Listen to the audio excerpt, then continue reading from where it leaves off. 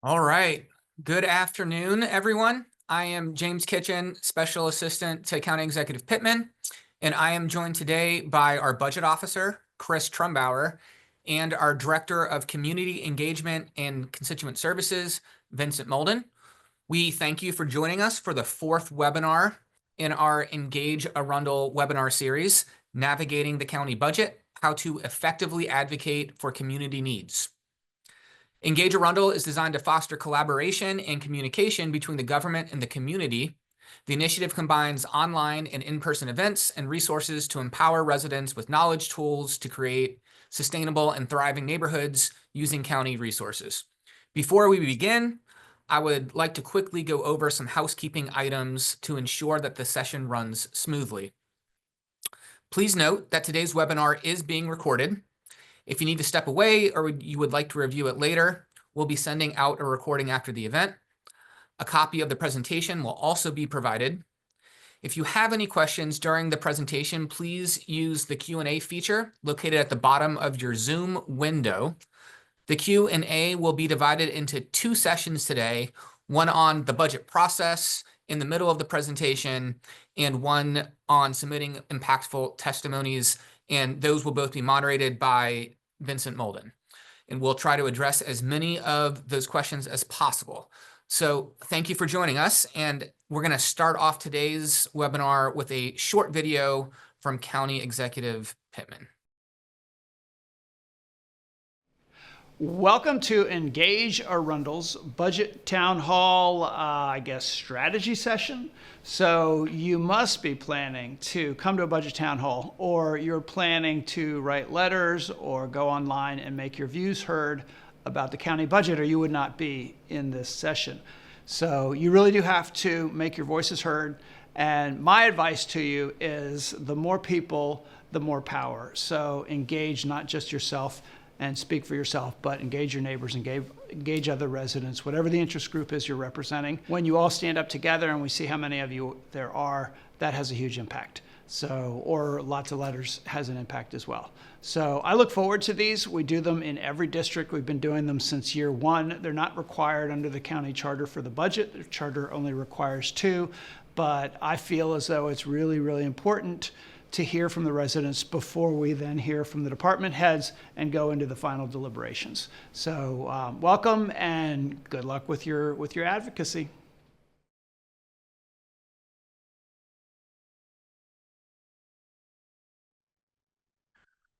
All right, so I'd now like to introduce our first presenter. Leading today's discussion is Chris Trumbauer. He's responsible for the development of the county's $2.3 billion annual operating budget and the 6-year capital improvement plan. He's a former 2-term Anne Arundel County Council member representing District 6. So Chris, over to you. Hey, thanks, James. Welcome, everybody. You've joined us on a big day, which is the day that I got my first haircut in like 5 years. So usually I just have my daughter cut it, but I actually paid for someone to cut my hair today. And I'm going to celebrate by sharing my screen and telling you guys all about the budget. All right. So, James, is this coming through? Awesome. All right. So we're going to walk you through a little bit about the budget process and then some basic data and understanding about the budget. And then at the end, we'll take some questions.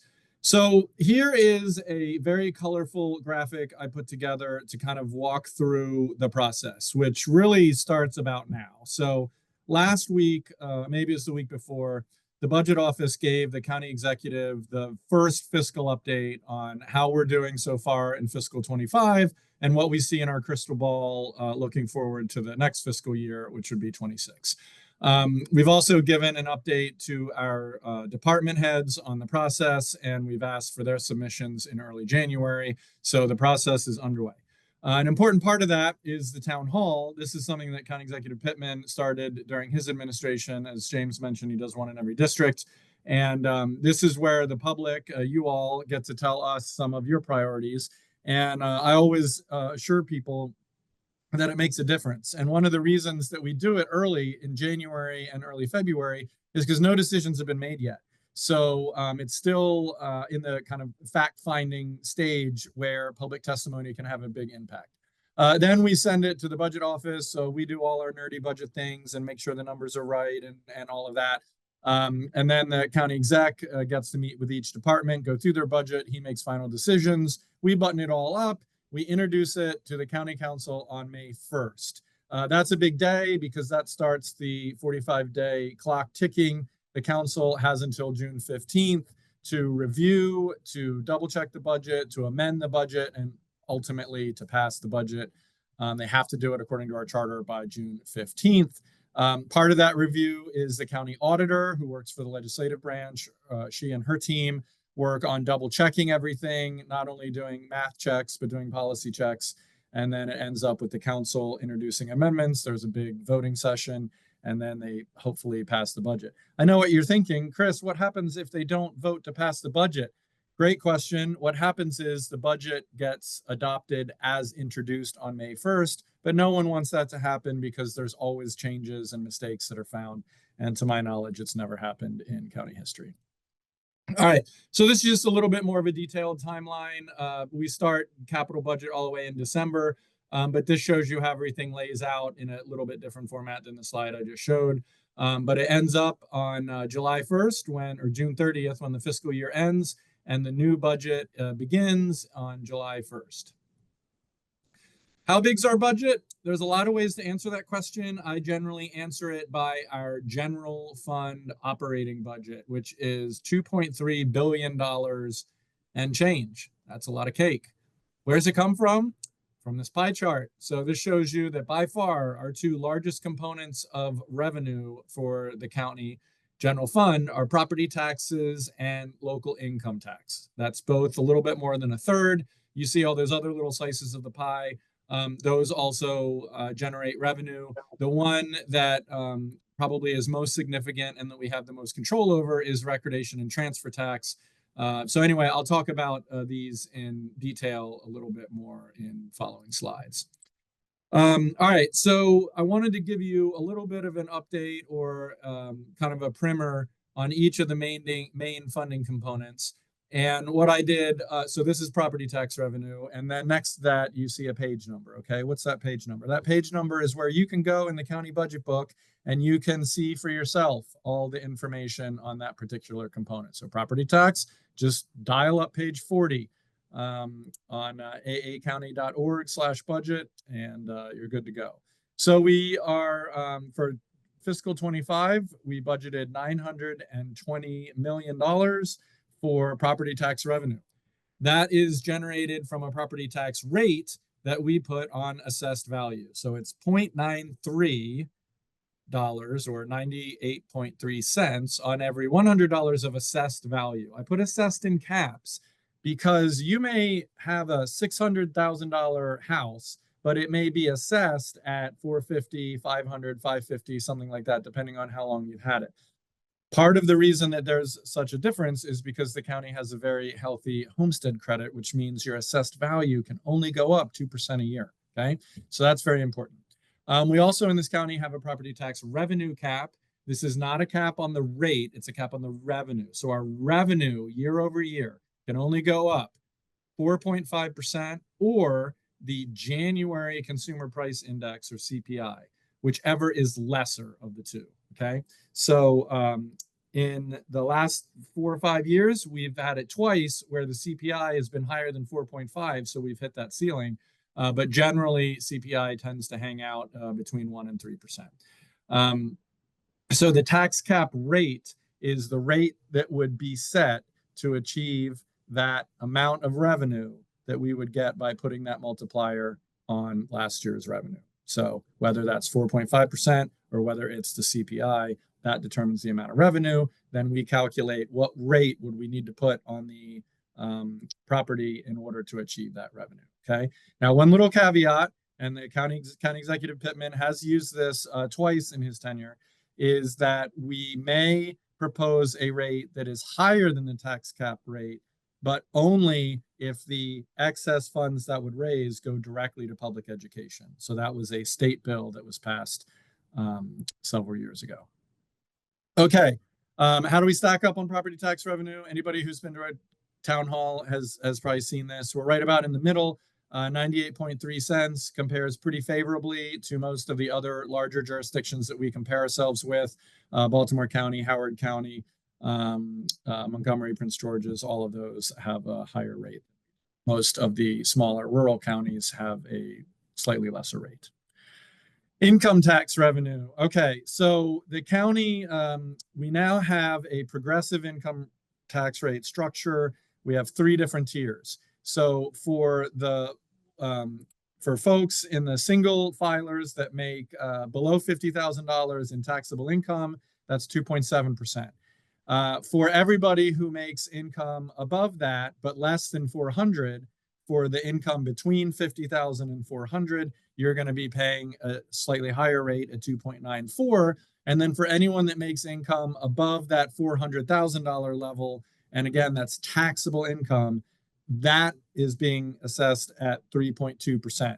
Now that means if I'm doing pretty well, if I'm making say $450,000 a year, then I'm going to pay 2.7% on the first $50,000 of that income. I'm going to pay 2.94% on the income all up between 50 to 400, and then I'm only going to pay that higher rate on the income that is above that 400. So in this example of someone making 450, they would pay that higher rate on $50,000, which is everything above 400, right? And then you see we also have a joint tax filers, which is slightly different. So if you file with your spouse, those numbers go up a little bit. Now we get our income tax straight from the county or from the state, and that in some ways creates a little bit of a delay. So tax years are calendar years, but our budget is in fiscal years, of course. And so a tax year is split the fiscal year in half.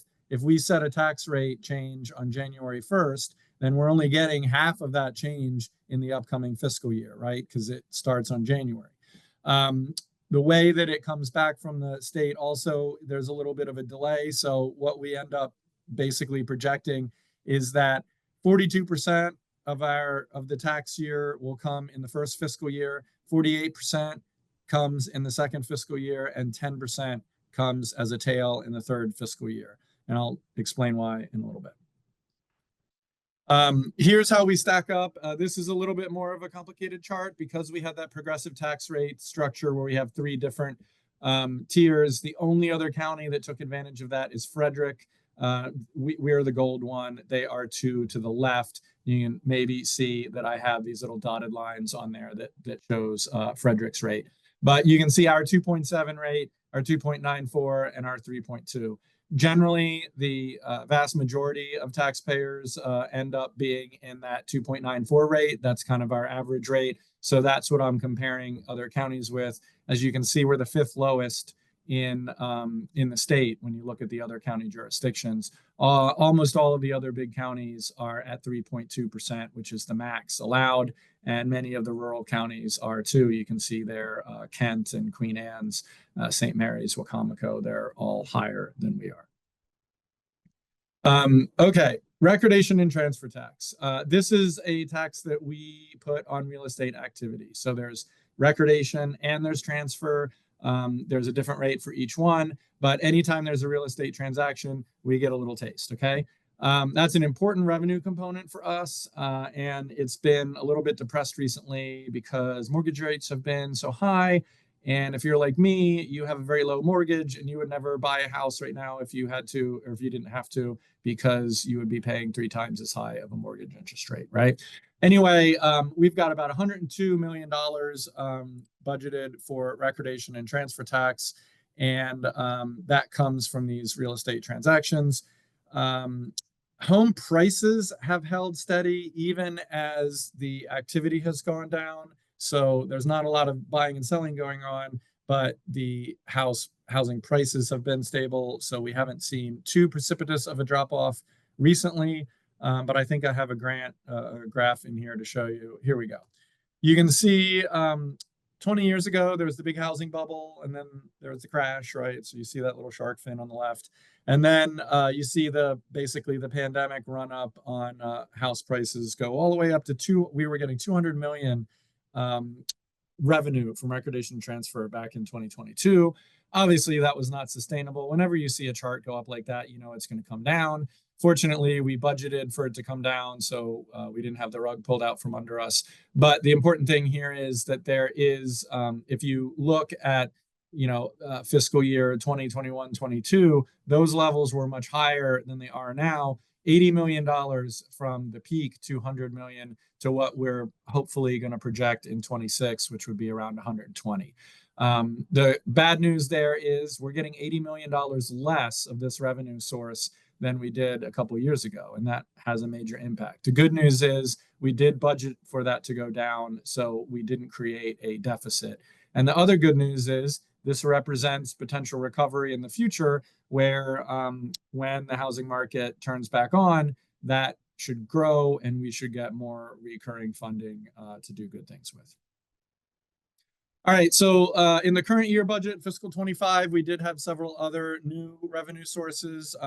We made that change in our income tax rate. It was, I think, 2.81, and we raised it to 2.94 for that middle tier of income tax.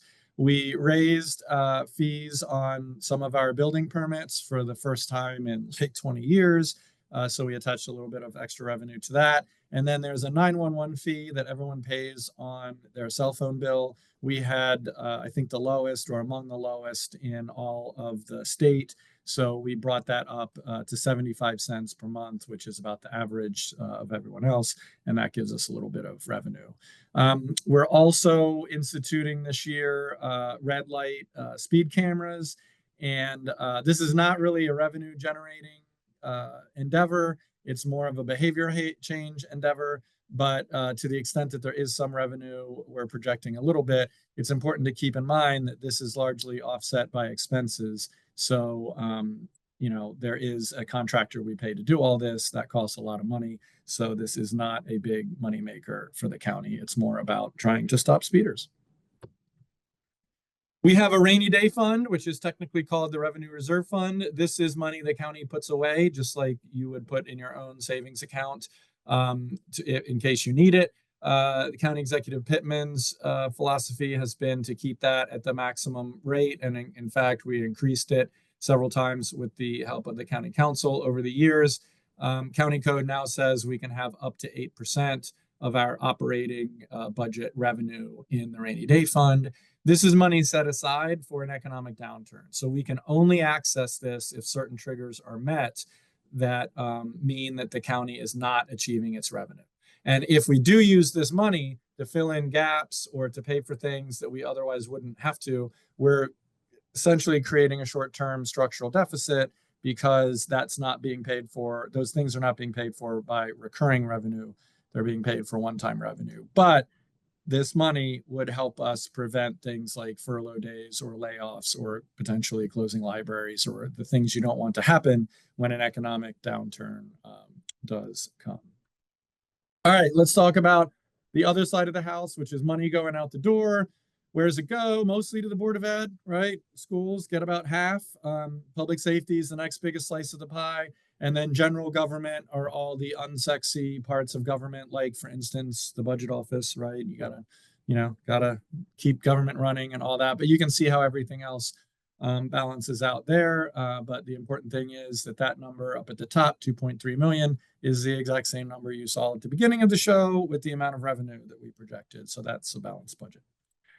Here's a little bit more on the Board of Ed funding, because I find not only is it the biggest chunk, but it's also a lot of people want to know more about it. So that's 929.3 million. That's the direct payment to the Board of Ed. Once we write them a giant check and we send it over there, for all intents and purposes, we lose control of it, right? So they have their own Board of Education. They have their own fiduciary responsibilities, and they manage that funding to run the school system. We do no longer have control over it once it goes over there. The only thing we do have control over is putting it in 14 different categories, say wages, textbooks, operations, things like that. Besides the direct payment, there are other things like we pay the debt service for school construction. We pay OPEB, which is retiree health care. PayGo is just cash. That's pay as you go. That's an acronym. So that's cash that we send over there, largely in their CIP. And we pay for school health officers and school safety, right? So you add all that together, that's where you get the 1.167.5 billion, which is about half the county budget. Where this just shows in unrestricted funds, which is the programmatic funds that the Board of Ed can use, we account for almost 2/3 of that, the county, right? They get a lot from the state, they get a tiny bit from the feds, and they get a little revenue from, food service and other things. But by and large, we, by a factor of 2, almost are the largest funder of the county school system. I put this up here because I've been telling this to everybody that will listen. But if you look at the last 3 years, in fiscal year 23 and fiscal year 24, we got over $60 million of incremental funding from the state, right? That's important because every year the school system asks us for more and more things, and the state can pay a share of that. In fiscal year 25, we only got $20 million of incremental funding. What that means is we got $40 million less than the previous 2 years to put towards what the school system needs. Where do you think that 40 million came from? Of course, it came from us, right? But that means instead of us spending $40 million on new cool things that we want to support the school system in, we were just backfilling the amount that they didn't get from the state, which gave us a lot less flexibility to do the important programmatic things. But we managed to make ends meet. We had a pretty big contribution to the school system last year. They were very pleased. I think we did some good stuff. But I'm really hoping that the state contribution grows in this coming year, because we won't be able to keep that up. Capital budget, this is separate from the operating budget. So we fund construction projects with bonds and some cash and some grants and other things, but we do a lot of cool things in the capital budget, and it's got its own series of complexities.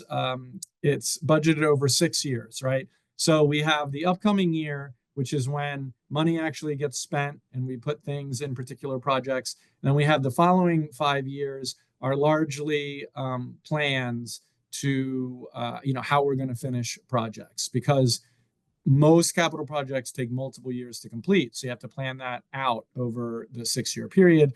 And when we have a new project, we try not to bring it in the first year of a program. We try and put that in what we call the out years, and then each year it slides closer to the actual year where it will get done, right? So how do we know how many bonds we can have and how much debt we can have? It's very similar to how you can decide what sort of mortgage you could afford or what your car payment can be. We look at our projections and we have certain guidelines. I've highlighted these in the yellow box. We have these, we call them affordability ratios and guidelines. This is debt service as a percent of our revenue. Our debt as a percent of the full value of everything, the debt as a percent of our personal income calculations, and then the debt per capita, which is, how much debt every county resident. And so these guidelines are highlighted in the yellow box, and then we compare each of the 6 years of our capital improvement program against those guidelines to make sure that we are within those.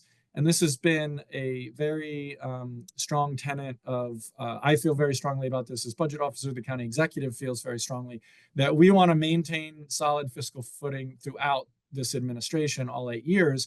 We don't want to spend up a storm and then leave the next administration with a hole to dig out of, right? So this chart is showing you that we are being good stewards, that even looking forward all the way to fiscal year 2030, in our current plans and assumptions, we are well within our debt affordability guidelines. So I love this slide. I know it's super wonky and nerdy, but it's important. Here's where the capital budget spending goes. You can see again, Board of Ed is a big slice of our pie, and then roads and bridges and other transportation facilities, public safety, that's, fire stations and police academies and things like that. And then Rec and Parks is another one. We've dramatically increased our Rec and Parks capital program. Okay, so that was the pie chart. Here's what the actual money looks like. I've broken it down in our fiscal 25, which is the things get done year, and then the total looking through the 6 years is a better sense of what's coming in the future. So that's $614 million in the 25 budget. And then if you were to take the whole 6-year capital improvement plan, that's 1.9 billion. All right, so that's a little bit about the budget. You can find all kinds of stuff, more than you would ever want, unless your name is Kurt Svensson, on aacounty.org/budget. And you can find this year's budget. You can find previous year's budget. You can find the county executive's budget address. You can find all kinds of cool stuff. So I will end it there and stop sharing, and I will turn it over to Vincent, I believe. All right, thanks, Chris. Okay, we're now going to pause for our Q&A portion of the webinar. So if you have any questions about the budget process, revenue sources, or spending priorities, this is now your opportunity to ask those questions. You can use the Q&A portion or the Q&A section of the webinar below by entering your question, or you can use the raise hand function found in the React section of Zoom below. So I'll give people a moment to either enter their question or raise their hand.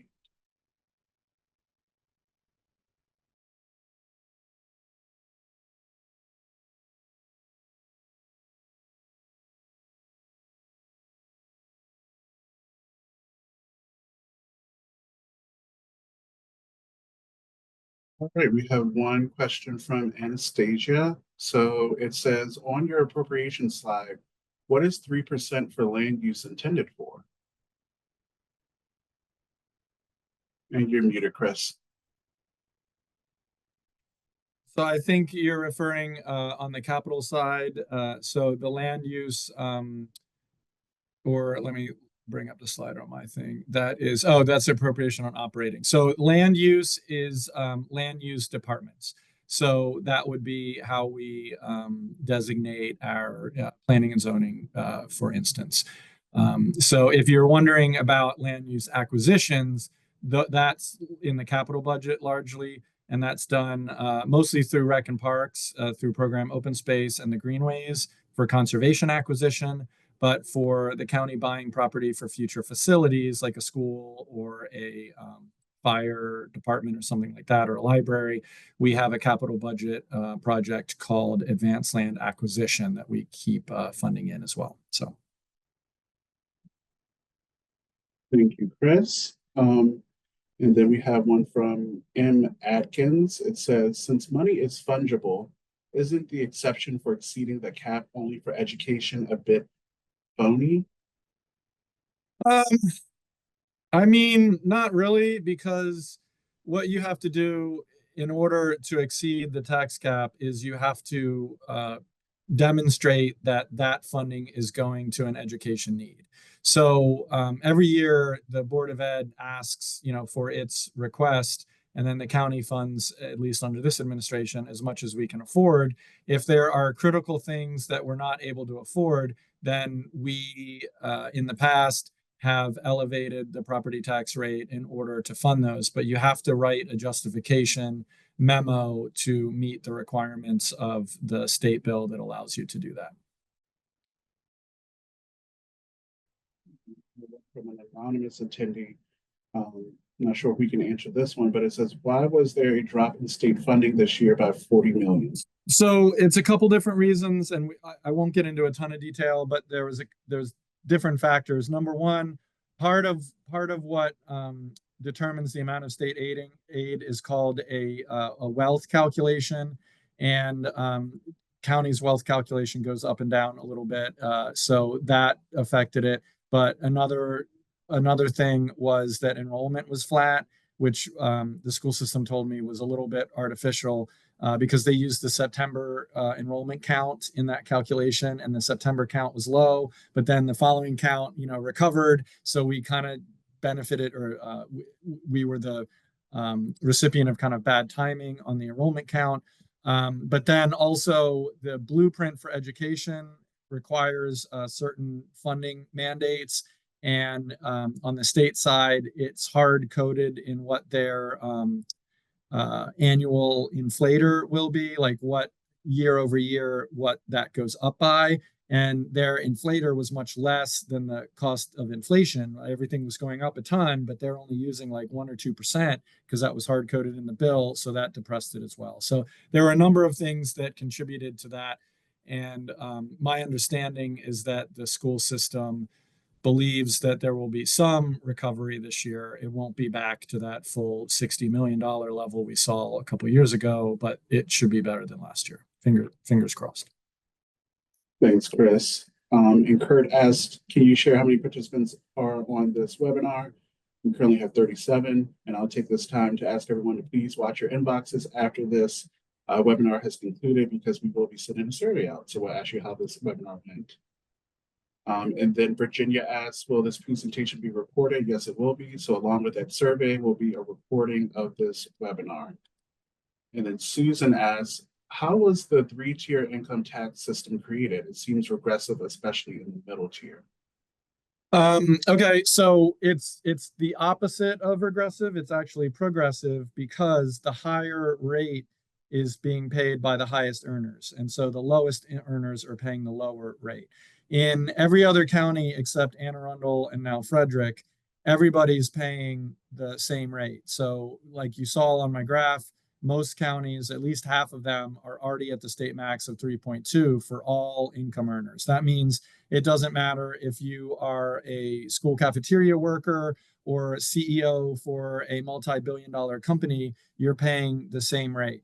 What the progressive income tax structure does, our 3 tiers, is it has the highest rate for the highest earners, a middle rate for the middle income earners, and then the lowest rate for our lower earners. And then how we determine that was actually County Executive Pittman had to push for that as a state bill to give us the ability to do that. And it was passed with help from our delegation and other champions in the legislature. And then as soon as we had that authority, the county executive used it. The first thing he did was set the lower rate at 2.7. And then in subsequent years, he came back and made other adjustments. Thanks, Chris. And then we have one question that says, the Crownsville Hospital Memorial Park, what impacts on the budget for next year? So there's 2 different components of that. So there's an operational cost, right? So we now own the property, so we're taking care of the upkeep, mowing the grass, providing security, things like that. We're also undergoing the planning process. Most of that is being able to be paid from our capital budget side. We have a capital budget project for Crownsville, and almost all of the funding in that, over $30 million, came from the state, giving us as kind of a thank you present for taking it over, if you will. So the state owned it. They weren't really taking care of it. They transferred it to the county. We negotiated with them, and the legislature and the governor's office ended up giving us, I think, $30.5 million as kind of a down payment on some of the operational costs to get that property up to speed. As far as impacts on the upcoming year, maybe a tick up in the operational costs, but largely most of the immediate things are being paid for with the $30 million and change we have from the state.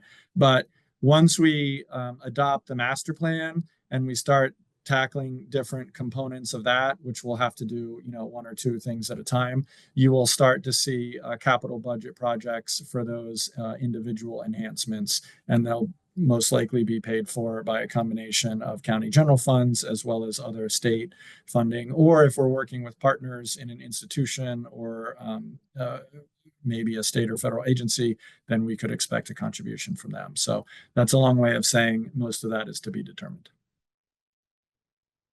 And we have one more from Anastasia.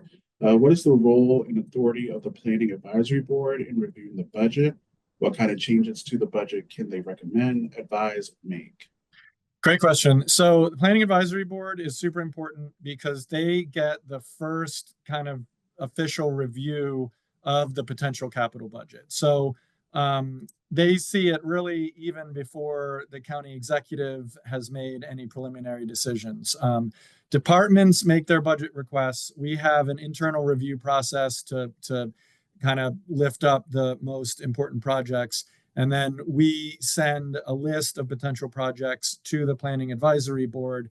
They review them, they ask great questions. Sometimes they even go out to field sites to make a visit.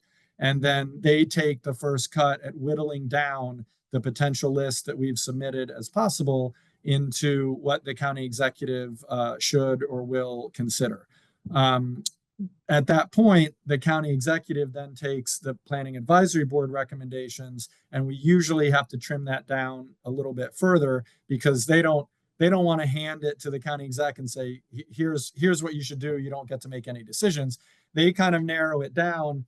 He then does the final decisions, working with the budget team to match up what we have funding for and what's a priority.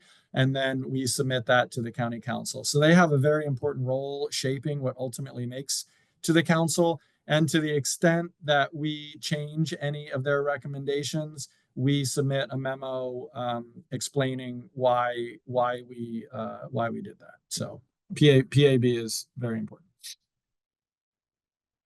Right, thanks, Chris. So that concludes the budget process portion of our webinar. We will now turn it over to James Kitchen. You do have one more question just popped up there. Oh, it just popped up. Oh, Kurt, you have one more question.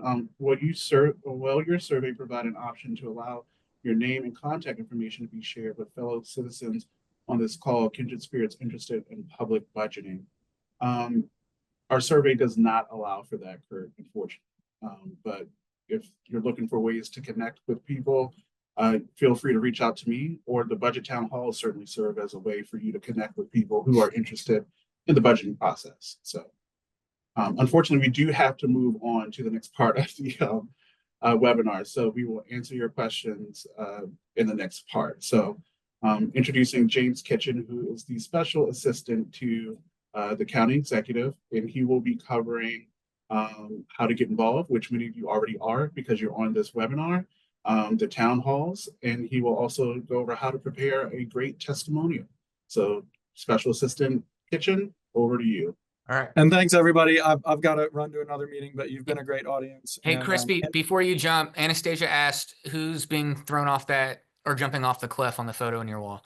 Yeah, so that's actually me jumping into Crater Lake several summers ago. So my wife took that picture on her cell phone. So I live to tell about it. So thanks, Anastasia. Good to hear from you guys, and thanks for being participants.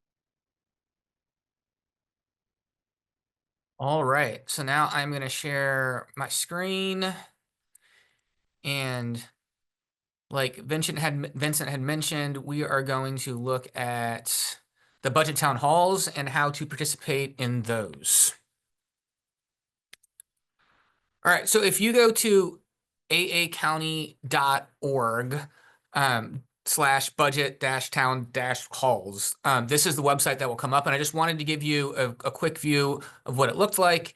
It will talk a little bit about the purpose of the budget town halls, and as Chris said and the county executive said in his video, one of the big purposes of this and the timing of it is that we're hearing from citizens on what your priorities are for how you want your tax dollars spent at a point in the process where no final decisions have been made.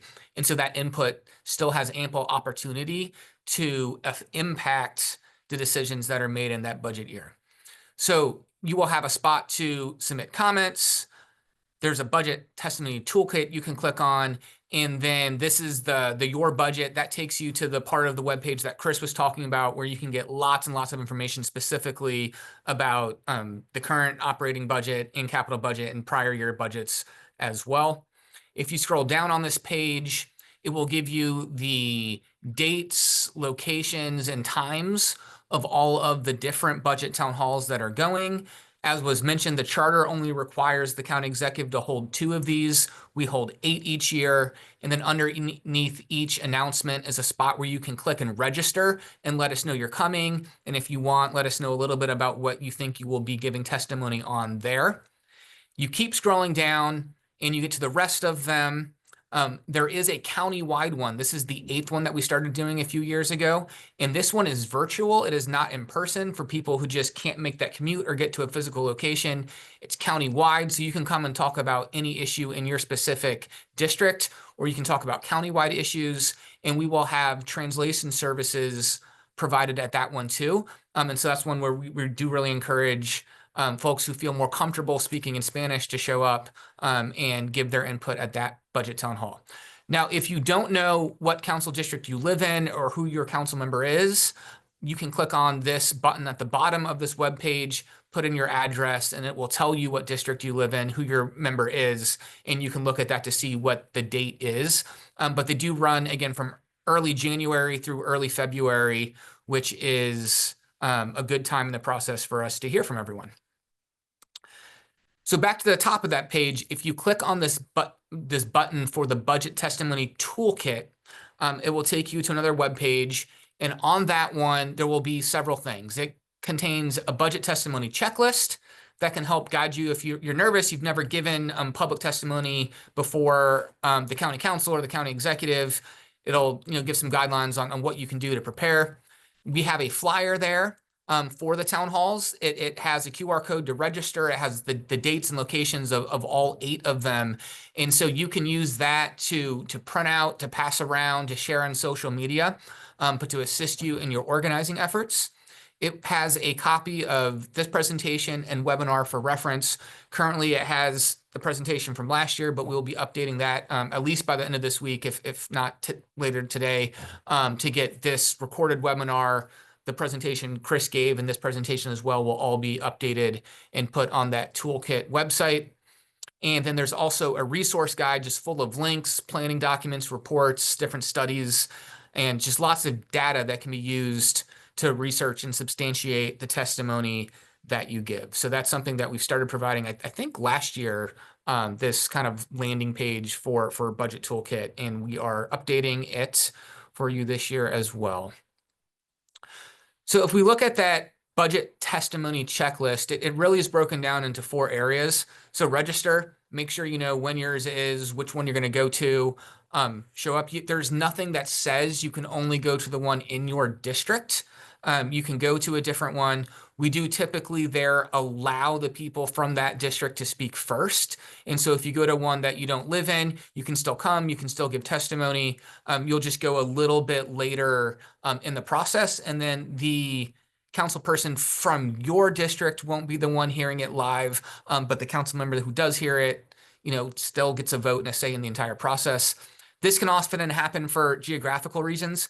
I know a lot of the people that live in the Crofton area often go to the one in District 4 because Arundel High School is a shorter commute to them than getting down to Southern High School, which is actually the district that you live in, depending on which part of Crofton you live in. And so a lot of people sometimes just do it for logistical reasons like that. If you're on your way home and there's another one that is on your commute and it's more convenient, feel free to pop in and go to any of them. And then you research. You want to make sure that we're substantiating your testimony with data, with valid sources, or with personal experiences that you have just lived through in the county that help make your point. Organize, and then edit. So we're going to walk through these all briefly. But again, register. And you can register by going to that Budget Town Hall webpage, like I showed you in the beginning. But there are also different types of testimony to do, right? Some people do not feel comfortable speaking in public, and so they prefer to send in an email. Sometimes if time is running out, we'll collect written testimony at Budget Town Halls. But first decide how you want to submit your testimony and just make your views known. There are definitely pros and cons to each of them.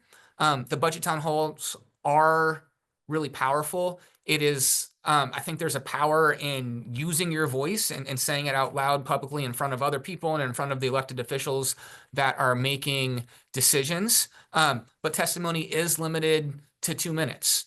So you only have 2 minutes to get through what you want to say. Another really cool thing about doing it live at Budget Town Halls is I have seen issues like organically snowball during that process. Like 4 or 5 people show up to talk about a specific issue.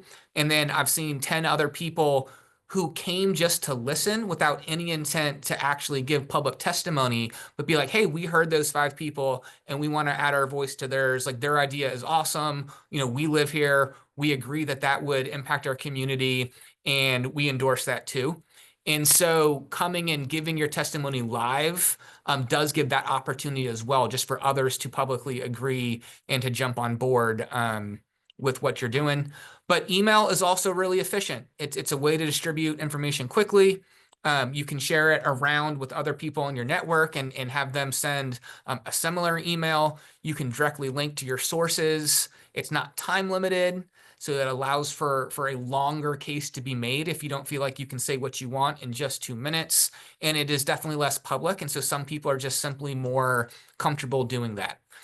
If you use this budget comments email address, or if you come and give testimonies live at the budget town halls, or if we do have to collect written at the end of a budget town hall to get everybody in, just know that whichever method you use, we will calculate all of it up. Staff, will say, hey, this many people attended each one. This is what they testified on. This is the specific project they were looking for. And we give all of those summary statistics to the county executive, and he has those in like a 1-pager as he's going through and making final decisions, and has often come back and asked for more. Be like, hey, I saw, 17 people showed up and testified for this thing at that budget town hall. Can you remind me what they said? And then we can go out and pull out more of those specifics. But again, no matter what form you choose, we do compile it all and we present it to the county executive as he is making his decisions. Research, again, we want to use credible sources. If you have information collected by local, state, federal government, different academic institutions, that is all helpful. Again, I will say personal experience is also really powerful. The more specific, the better. The more recent, the better. This is standard stuff if you're familiar with researching, but again, if you've never participated in this kind of process, or if you've never given testimony in this kind of way, these are just good things to remember. If you need help on coming up with ideas of how to do your research or what sources to go to, feel free to email CECS and ask for help. People are more than willing to provide you that support. And we have some examples here of what that can look like as well. And then again, organize. Build a coalition, talk to people in your community, talk to people in your neighborhood. If it's a nonprofit or an issue that you care about, go broader than just your physical neighborhood and find other people in the county that also care about that as well. Your voice definitely matters as an individual, and lots of testimony we hear is one person showing up and bringing up something, and one person can absolutely bring up a point of view that people in government haven't thought of before and can make an impact like that. It is also really, really powerful if you can do some organizing ahead of time and get, 5 or 6, maybe even 10 people to show up and all ask for the same thing. And even if everyone doesn't take 2 minutes and speak, sometimes someone will speak for the group, but everyone will stand up while they are presenting and be like, hey, we're with this person. I have seen groups color coordinate their shirts. But things like that to show that, hey, I'm not just speaking for me. There is a coalition in this county that all want the same thing, can be really powerful. So spend some time organizing ahead of time so you can have the biggest impact possible at the budget town halls. This slide, I'm not going to read the whole thing, is just an example. This one's from the food bank of an advocacy alert. So it's a way to send around an email and try to get other folks to show up to these budget town halls and give testimony in favor of supporting the cause that you care about. So you can look at that if you'd like and use that as you help draft your organizing efforts. So again, then edit and review. And 4 questions that we have on our checklist is, is the objective of my testimony, is it clearly and concisely stated? Does the testimony cite those credible research or personal experience? Who stands to benefit from my testimony? And then how feasible is my objective? Already talked about some of how we compile all of the information that we hear from throughout this process and present that to the county executive.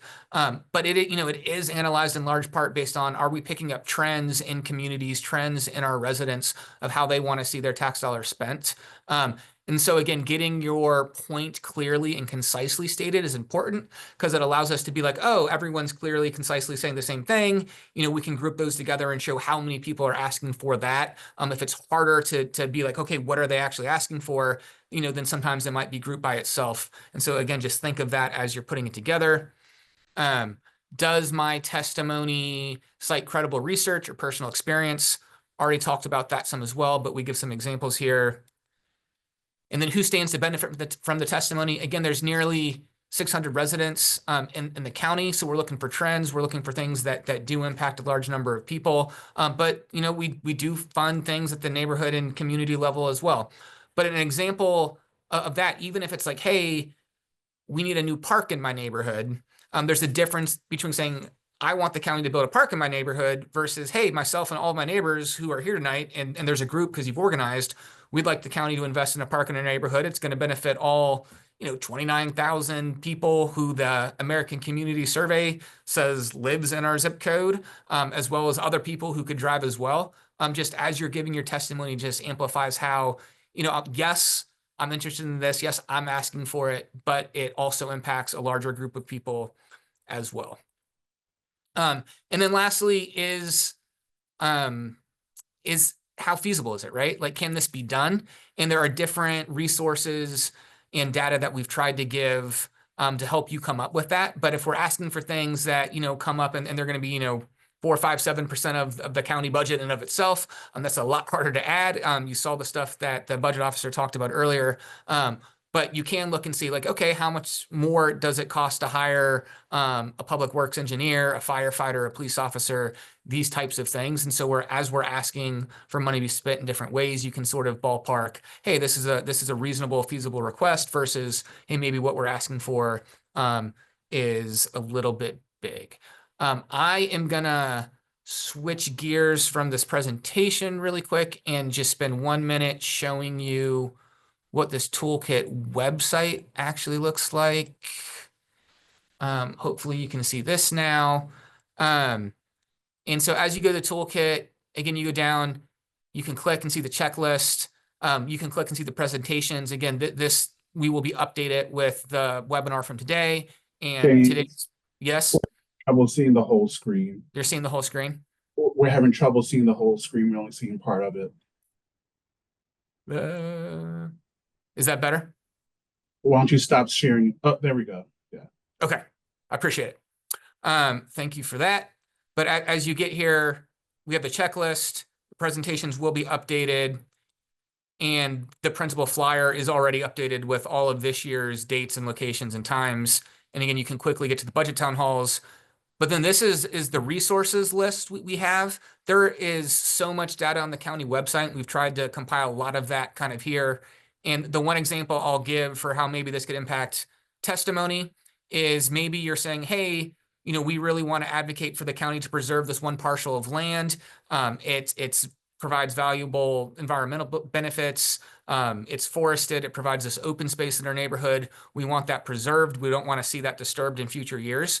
One thing you could do is click on this green infrastructure master plan and see if that parcel of land is in the master plan that the county kind of has mapped out for priority preservation. And if it is, that's absolutely something that you highlight at that budget town hall. Doesn't mean you can't ask for it to be preserved if it's not, but if it is already kind of highlighted by the county for preservation, then highlighting that in your plan as a data point or in your testimony is a data point that you would want to reference. And so again, there's just lots of different data here that you can look through. And if you get down further, you can kind of sort through it by different categories. So we're just trying to help, again, you navigate some of the publicly available resources that are there that could help your testimony. So I'm going to stop sharing now, and I think Vincent's going to come back on, and we will close out with however many questions we can get through the next 5 or 10 minutes. Yes, thank you, James. Before we move into the Q&A portion, as James mentioned, all testimony is equal, and we appreciate all, but I do want to try to make the case for in-person testimony. So during the 2024 budget town halls, we had Mr. Robert Wilkins come with the support of his neighbors to the District 5 budget town hall. And he was advocating for Dividing Creek Road, which is a road in his community that serves about 80 homes. He gave a testimony for the first time, giving the administration and his council member the opportunity to hear his concerns, and a couple of his neighbors also stood up and testified. So I'm going to share my screen for a moment here so we can hear from Mr. Wilkins directly. Hi, I'm Robert Wilkins from Arundel, and I'd like to share my experience with the Arundel County budgeting process. Dividing Creek Road, where we live, was deteriorating. We'd been on the county's list for repair and resurfacing for several years, but we got deferred a few times due to other priorities. Our informal neighborhood working group met last year and agreed we need to raise the priority of the situation. A few of us spoke at the Budget Town Hall about our road, along with other citizens regarding their projects. It's a supportive and non-adversarial environment in which to advocate for community needs. So if you have a need for the county to address, I recommend that you contact your county council person or the administration staff to learn more about the upcoming Budget Town Hall meeting for your district. Happy to share that as of November, road work has begun on Dividing Creek Road, and that involves milling, patching, and surface paving. So thank you to Robert and his neighbors for participating in the budget process. We appreciate you coming out to make your voice heard. So we will now move to the Q&A portion of the testimonial part. So I see one hand is raised in the chat here. So I will allow Mr. Daniel to talk and we will hear from him.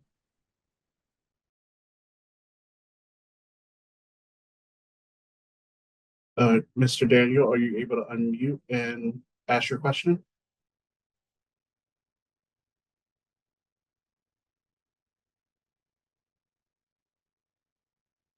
Stepped away, so we'll come back to him. In the chat here, let's see what we got. Kurt asks, written testimony submitted to the county council for their council meetings is made publicly available so others can see what others are concerned about. Would you please do this for the budget testimony as well? I asked about this last year. You have the system in place to accommodate this. Yeah, so I'll say, I forgot what the actual tech program is. We don't use the same system right now that the county uses for their testimony, and they're subject to public open meeting acts and things like that. I can bring that up and ask about that, Kurt, but I can't give you a guarantee right now.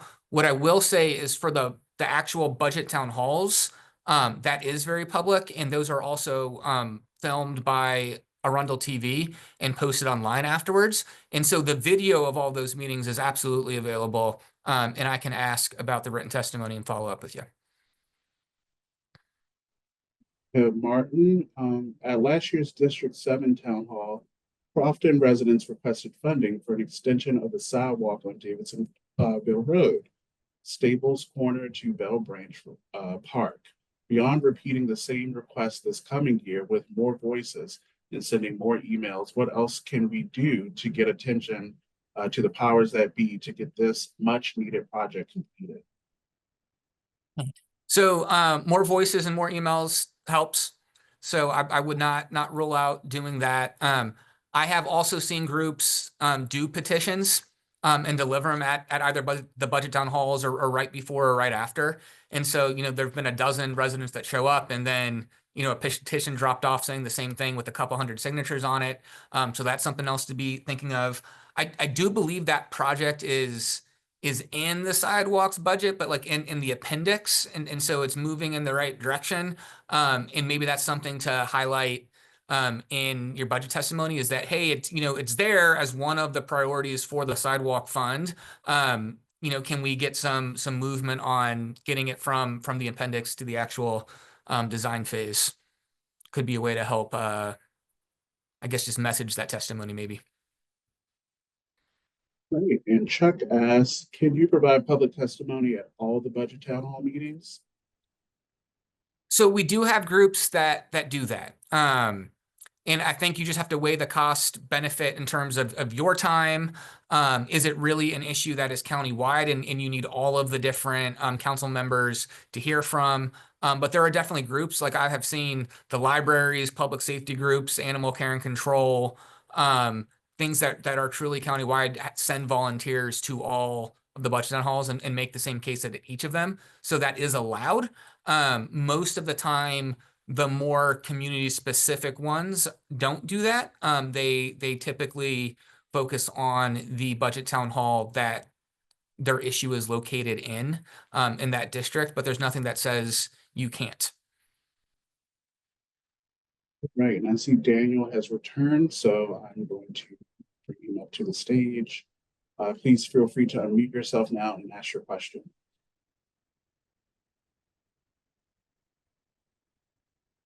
I'm sorry, I'm not sure what I'm hitting, but I don't have any questions. Thank you. All Are right. you just trying to show your support, maybe? Thanks. Okay, I will lower your hand and move. Okay. James, back over to you. All right. Well, and I just really want to close out by saying thank you. We're a minute over time, but thank you for being here. Watch out for an email because we will send around a survey asking, how you like this, what you think we could do better, other topics you'd like to see webinars covered on, and then also keep out an eye out for an announcement about our January version of this webinar series. And we look forward to seeing you there. But have a great afternoon.